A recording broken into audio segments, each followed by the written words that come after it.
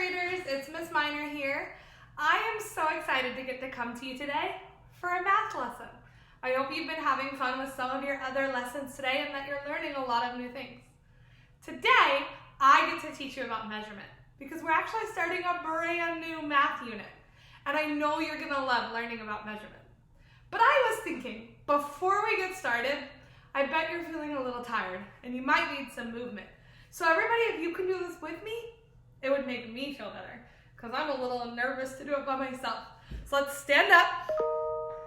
I'll squat so you can see my head. And I want us to do 5 jumping jacks first. All right, ready? 1, 2, 3, 4, 5. All right, are you feeling a little exercised? Now stretch this way and this way. And now can you do some squats? I'm sorry, I can't show you my legs, but I'm gonna hope you know squats are when you push your bum to the ground and you bend your knees out. So let's do 5 squats. 1, 2, 3, 4, 5. All right, I hope you're feeling ready for a math lesson now. So like I said, today we're gonna learn about measurement.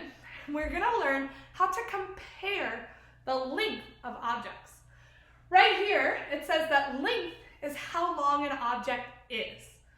So it can be really long or it can be short.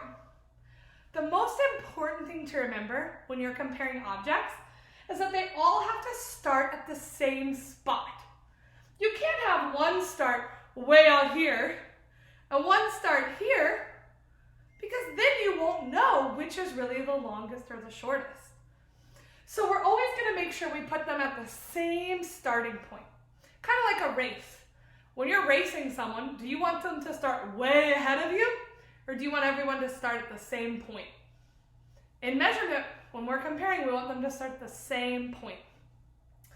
And then when we compare objects, we're going to compare them by calling them shortest, which you can see is the smallest, or we can call them the longest, which again goes the furthest. And we can even compare objects by saying longest to shortest, like my worms here, where I have my longest worm, then the middle worm, and then the shortest worm. Or we can compare them saying shortest to longest.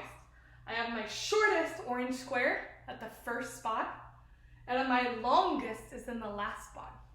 I drew some pictures, and we're gonna see if we can do it. I want us to think which is the longest and which is the shortest. So when you look at this picture, we have red, blue, and green. And they're all starting at the same spot, so that means we can compare them. Which of these do you think is the shortest? Remember, shortest is the smallest. I hope I hear you yelling out what it is. I almost feel like I can hear people yelling from all over Bradenton, green! If you said green is the shortest, you are correct. Give yourself a fist bump. Let's look again. Which of these do you think is the longest?